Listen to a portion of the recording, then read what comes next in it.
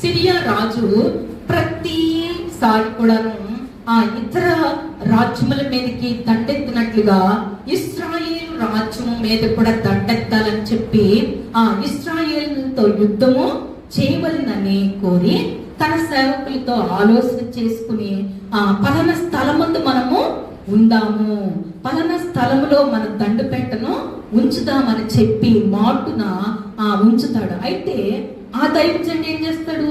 Elisha గారి దీనిని పసికట్టి ముందుగానే ఇశ్రాయేలు రాజును అలర్ట్ చేస్తాడనమాట. ఇదిగో ఫలానా చోటకు నువ్వు పోవద్దు, అక్కడ ఫలానా దండు దిగి ఉన్నది, మన మీదకి యుద్ధం చేయటానికి వస్తున్నారు, కాబట్టి నీవు అచ్చటికి ఫలానా స్థలానికి పోవద్దు, అచ్చటికి సిరియన్లు వచ్చి దిగి ఉన్నారని చెప్పేసి ఇశ్రాయేల్ రాజుతో ప్రవక్త చెప్తారన్నమాట.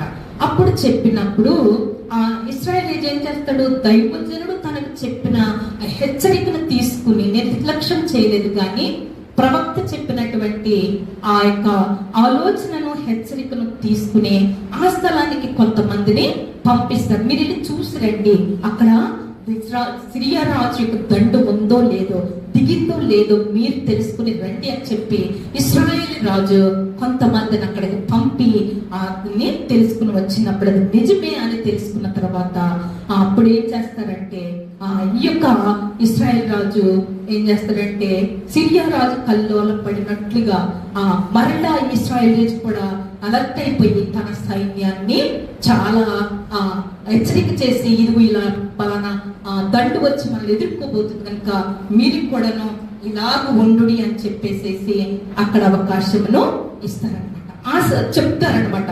అప్పుడు చెప్పిన సమయంలో ఈ యొక్క సిరియన్లు ఏంటంటే మాట మాటికి వచ్చి ఇశ్రాయేల్ రాజును డిస్టర్బ్ చేస్తూనే ఉన్నారు. ఈ సిరియా రాజు వేరే రాజ్యం మీదకి వెళ్ళినట్టే ఇశ్రాయేల్ రాజు మీద కూడా వచ్చేస్తూ ఉంటాడు అనమాట. ఆ సమయంలో ఈ సేవకుడు చెప్పిన దానిని బట్టి జాగ్రత్త వహించి అతను ముందుగానే అలర్ట్ అయినప్పుడు అక్కడ యుద్ధం జరగడానికి అవకాశమైనటువంటి పరిస్థితులే లేనప్పుడు సిరియా రాజు అంటాడు, ఏంటి అసలు మనలో ఈ ఇశ్రాయేల్ రాజు పక్షాన ఉన్నవారు ఎవరు? మనం అసలు యుద్ధానికి వెళ్తున్నామని ఇశ్రాయేల్ రాజుకి ఎట్లా తెలుస్తుంది? కాబట్టి మీరు తెలుసుకోవాలి, ఎట్లాగైనా సరే అసలు వీళ్ళకి ముందే ఎట్లా తెలిసిపోతుంది మనం వారి మీద యుద్ధకి వెళ్తున్నానని చెప్పేసేసి సిరియా రాజు ఆలోచన తీసుకుని కలవరపడిపోతాడు అనమాట. 11వ వచనంలో ఉంటదన్నమాట. సిరియా రాజు కల్లోలపడి తన సేవకులను పిలిచి, మనలో ఇశ్రాయేల్ రాజు పక్షం వహించిన వారు ఎవరైతే మనకి తెలియచెప్పరాదా అని చెప్పేసి తన సేవకులు కొంతమందిని అడిగితే వాళ్ళు అంటారు, అతని సేవకులలో ఒకడంటూ రాజువైన ఏలిన వాడా, ఇశ్రాయేలు రాజు పక్షమున ఎవ్వరూ లేరు, కానీ ఇశ్రాయేలులో ఉన్న ప్రవక్త ఎలీషా మీ అంతఃపురమందు మీరు అనుకున్న మాటలు ఇశ్రాయేలు రాజునకు తెలియచేయని. చూసారా, ఈ యొక్క ప్రవక్త అంతఃపురంలో ఏమేమి జరుగుతుందో ముందుగానే ఆయనకి అంత రంగంలో తెలిసిపోతుంది కనుక ముందుగానే తన దేశపు రాజును ఇశ్రాయేల్ రాజును అలర్ట్ చేస్తున్నాడని ఈ యొక్క సేవకులలో ఒకటి చెప్పినప్పుడు, అయితే అతన్ని పట్టుకుని రండి, అతనిని బందీ గృహంలో వేద్దాము అన్నట్లుగా ఆ ప్రవక్తని పట్టుకోవడానికి తన సేవకులను కొంతమందిని పంపిస్తారనమాట. పంపించినప్పుడు చూడండి 13వ వచనము, అందుకు రాజు, మేము మనుషులను పంపి అతను తెప్పించినట్టు నువ్వు వెళ్ళి అతడు చోటు చూచి రమ్ము అని సెలవిగా అతను దోతానులో ఉన్నాడని వర్తమానము చెప్తారనమాట. పలానా చోట దోతానులో ఉన్నాడయ్యా అని చెప్పినప్పుడు రాజు అతడికి ఎవరెవరిని పంపిస్తాడు? గుర్రములని, రథములను, మహా సైన్యాన్ని అక్కడికి పంపిస్తాడు. ఎప్పుడు పంపిస్తాడు? పగల కాదు కానీ రాత్రి వేళ వచ్చేసి ఆ మహా సైన్యము, గుర్రములు, రథములు పట్టణము చుట్టూ కూడాను మాట పెట్టేస్తాయి అన్నమాట. ఎవరిని పట్టుకోవడానికి? ప్రవక్త ఎలీషాను పట్టుకోవడానికి చుట్టూ కూడాను సైన్యము, గుర్రములు, రథములు ఉంటూ ఉన్న సమయంలో ఎప్పుడు రాత్రి వెళ్ళినప్పుడు దైవజనుడైనటువంటి అతని పనివాడు ఏం చేస్తాడు? రాత్రి పూట బయటకు వస్తాడు. ఏమైపోద్ది? పెందల కడనే ఆ దైవజనుడు పనివాడు ఎలీషా పనివాడు పెందల కడి లేచి బయటకు వచ్చి చూస్తే భయము.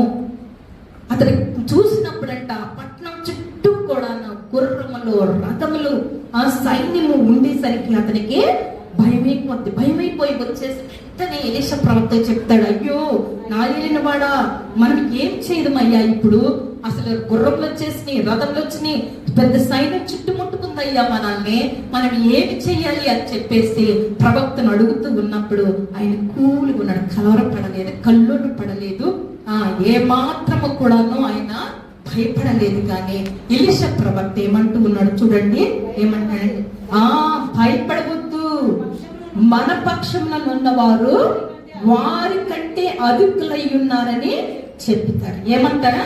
ఈ వాక్యం మనకి ఎంతో అవసరమైంది. అనేకమైన పరిస్థితుల్లో మనము భయపడుతూ ఉంటాము, మనం కలవరపడుతూ ఉంటాం, కల్లోలు పడిపోతూ ఉంటాము, బెదిరిపోతూ ఉంటాము. కానీ ఇక్కడ ప్రవక్త చెప్తున్న మాట మనకు కూడా చెప్తూ ఉన్నట్టే. ఏమంటున్నాడు?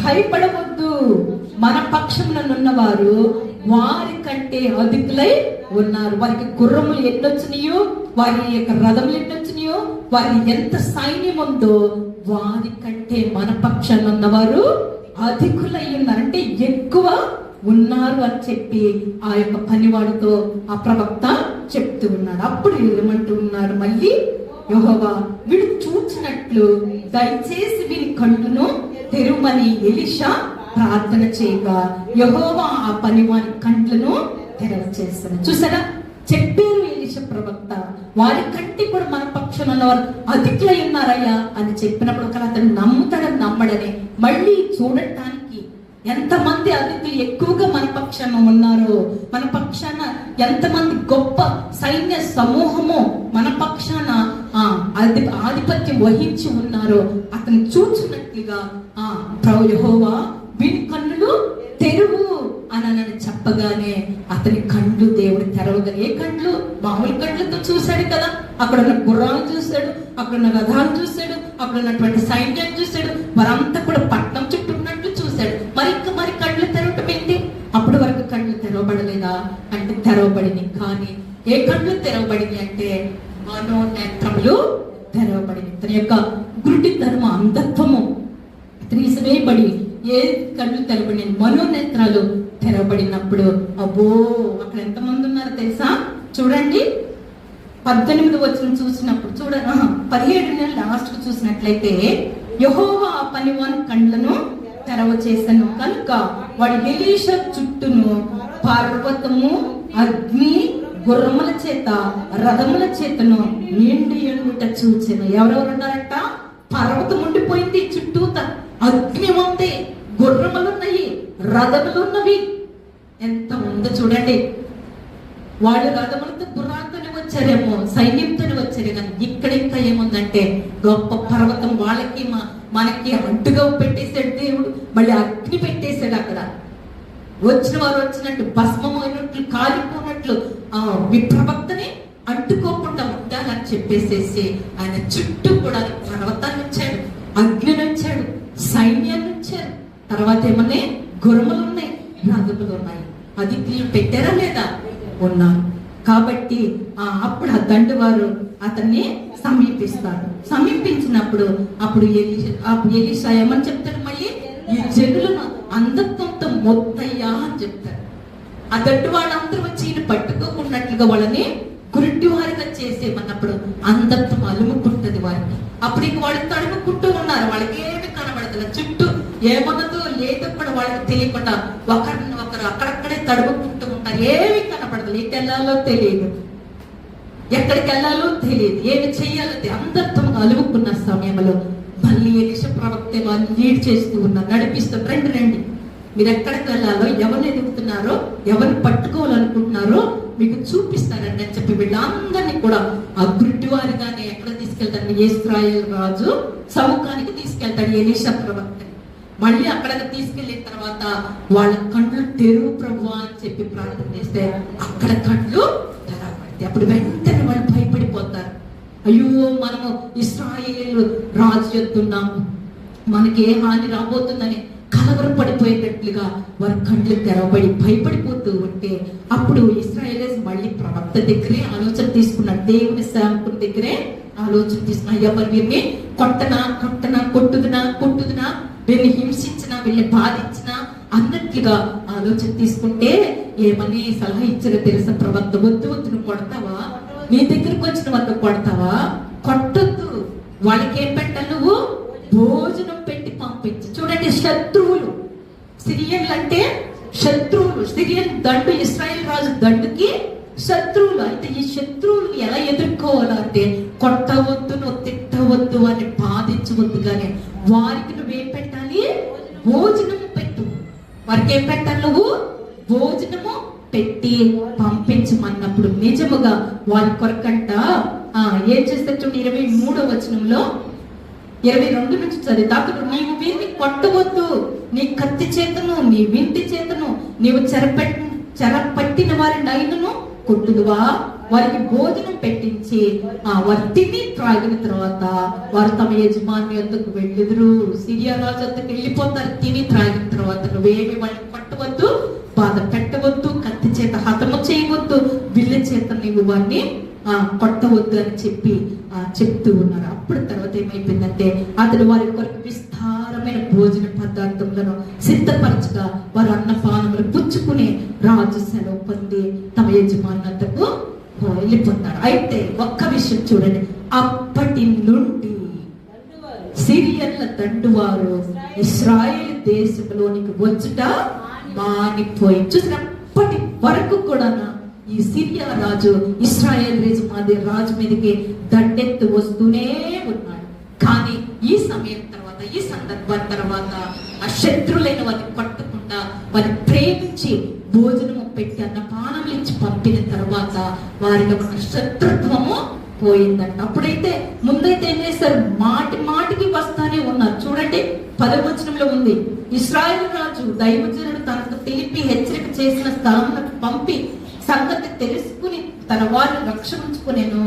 అలాగూ మాటి మాటికి జరుగుతూ వస్తుంది. మాటి మాటికి ఎప్పటికప్పుడే వాళ్ళు వస్తున్నట్టు తెలుస్తుంది, అలర్ట్ అవుతున్నారు. మళ్ళీ ఆ రాజు ఇశ్రాయేల్ రాజు తన సైన్యాన్ని రక్షించుకుంటున్నాడు, తన ప్రజలను రక్షించుకుని, ఇట్లా మాటి మాటికి జరుగుతూనే ఉంది. కానీ ఇప్పుడైతేనంట అప్పటి నుండి సిరియన్ల దండువారు ఇశ్రాయేల్ దేశంలోనికి వచ్చుట మానిపోయింది. శత్రుత్వము పోయింది, ప్రేమ వచ్చింది. ఎప్పుడు అంటే భోజనము పానము ఇచ్చినప్పుడు ఆ యొక్క శత్రుత్వం పోయి మిత్రత్వం అక్కడ. కాబట్టి ప్రియులారా, మనం హింసిస్తున్న వారిని, మనం బాధ పెడుతున్న వారిని, మన మీద దండుగా వచ్చి మీద పెడుతున్న వారిని మనం ఎలా ఎదుర్కోవాలంటే ఎలీషా ప్రవక్త చెప్తున్నట్లుగా మనం వారిని కొట్టడం కాదు, వారిని తిట్టడం కాదు, వారిని మనం బాధించడం కాదు, కానీ వారిని ప్రేమతో ఆదుకుంటూ ఆదరిస్తూ వారిని మనము స్నేహిస్తూ వారిని మనము అభిమానంతో వారిని మనము ఆదరించినప్పుడు తప్పకుండా శత్రువులు సహా మిత్రులుగా మారుస్తారని ఈ వాక్యం బట్టి మనకు అర్థమవుతుంది. కనుక దాన్ని మనం ప్రాక్టీస్ చేద్దాము. శత్రువులను ప్రేమిద్దాము, మనం బాధించి వారిని ప్రేమిద్దాం. యేసుక్రీస్తు ప్రభు కూడా చెప్పారు ఏమిటంటే, శత్రుని ప్రేమించు, హింసించే వారి కొరకు ప్రార్థించు అన్నారు.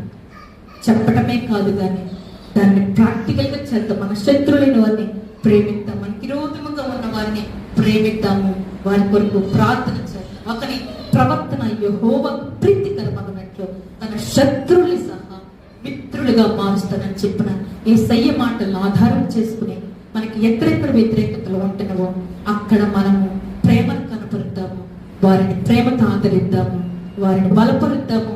దేవుళ్ళ కొనసాగుటకు మనం ఆధారమా అవుదాం. దేవుడికి